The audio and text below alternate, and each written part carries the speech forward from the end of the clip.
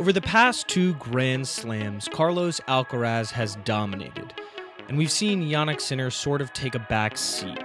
Now, it's hard to judge someone who went to the finals of the US Open and the semifinals of the Australian Open, but that's just what Jannik Sinner's standards are.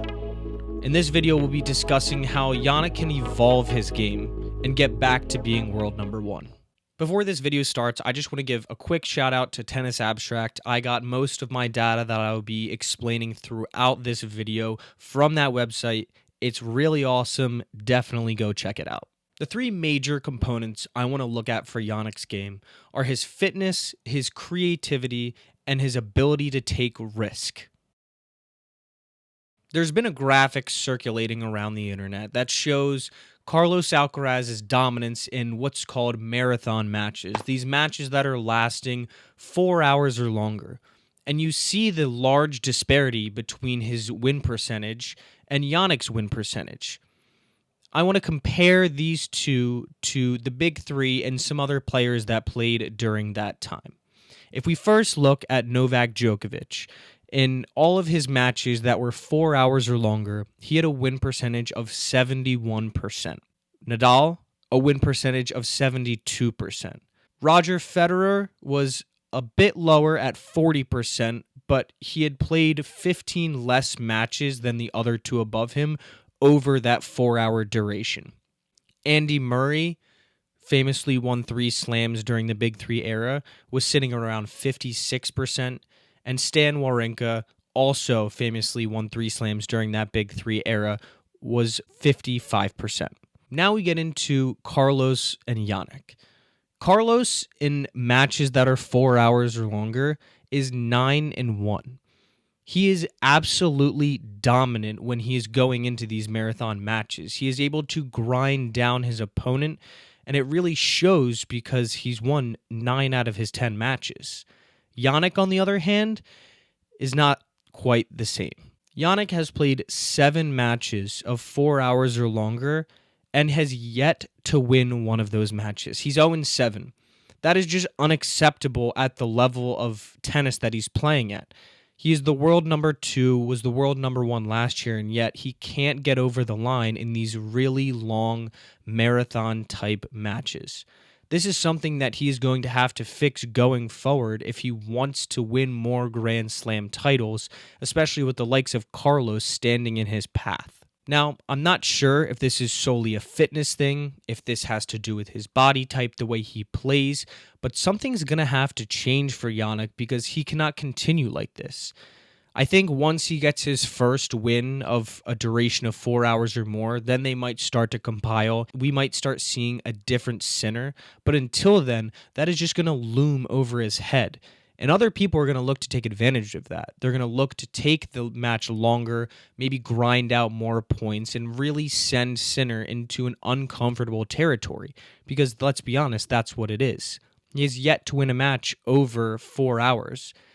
And if you put him in that position, then you are going to win, at least as of right now. The second area of Jannik's game that seems like it needs a bit more oomph is his creativity. Don't get me wrong, he is incredible when it comes to smashing forehand winners and backhand winners from the baseline, but that seems to be his only style of play at the moment.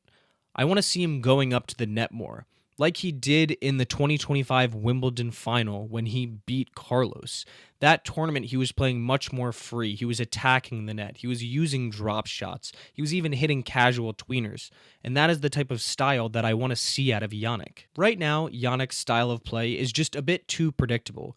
We saw this in his match against Djokovic at the Australian Open. He was losing sets by a larger margin than one would expect. He also seemed to be pretty tired because, yet again, that was a match that exceeded that 4-hour duration. His mental focus needs to really allow him to stay in that match, but it's his coaching box that needs to help him be a bit more creative. They need to be telling him to push the net more, to really unsettle his opponent, because as of right now, he's just getting into these long rallies where he is smashing forehand, smashing backhand, standing on the baseline, and eventually he's either going to make a mistake or someone is going to hit a fantastic winner against him. Creativity doesn't have to just come on the court as well. It can be in between the breaks, it can be in between his service. Maybe take that extra second, play with the clock a little bit, play with the timing of your serve. Maybe you take the clock all the way to the end on one point and then you serve a bit quicker the next point.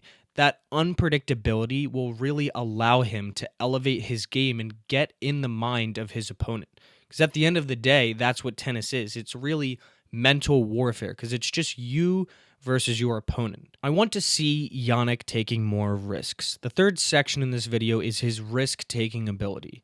As of right now, he is just too cautious. He's very predictable. This goes back to the whole creativity thing. And whilst having that level of consistency is fantastic for a tennis player because you don't want to get too in your head, you need a bit more bite to your style of play. Just look at Carlos Alcaraz for an example. He's always taking risks, going for winners when he probably doesn't need to. When Jannik is losing to Carlos, we're seeing his second serve win percentage dip below 50%. That's very unsustainable, especially playing someone the quality that Carlos Alcaraz has. He's getting into rallies and losing these points because he's not taking enough risks. This ties in with the creativity factor as well. You need to be able to move the opponent around the whole court, not just the baseline, which all Jannik is doing right now. And yes, while that might work in the early rounds and even the round of 16, quarterfinals, potentially the semifinals, that's not going to work against a top player like Carlos or even Novak because they are just too skilled in their baseline qualities. I also want to take a look at Jannik's double fault rate because in his last 20 matches, he has had a 0% double fault rate in 10 of them. 50% of his last 20 matches, he has not double faulted. And yes, double faults are not a great thing, but in this case, for Jannik, you do want to see more double faults. You want to see him taking more risk. Maybe on that second serve, you're pumping it closer to your first serve. Maybe you're getting a little more risky with how you're playing, shooting it up the tee or shooting it out wide. I want to see him maneuver the ball around the service box to really have his opponent on his heels. Now let's take a look at Carlos. The man just loves to take risks. In that same 20 match span, Carlos has had a 0% double fault rate only 3 times. Just 15% of his last 20 matches has he not double faulted. And yes, double faulting again is not a good thing, but in this case for Carlos, it just means he's willing to take more risks. He's willing to put more on that second serve. He's having his opponent on his heels as he looks to take these risks. Despite everything I've just said, Jannik is an incredible tennis player. So yes, while he does have his deficiencies, so does everyone. But that doesn't mean that he can't improve in other areas. He's the world number 2 right now, and if he has aspirations of getting back to that so sought-after world number 1, then I think these 3 things need to really be highlighted to evolve his game. If you enjoyed this video, please drop a like, leave a comment, let me know what you think Jannik needs to do differently going forward. Also, subscribe to the channel as I have a lot more tennis content coming. The season is just beginning and we're only just getting started, not only in the 2026 calendar year, but also with this channel, The Touch of Class Show. Thank you for watching.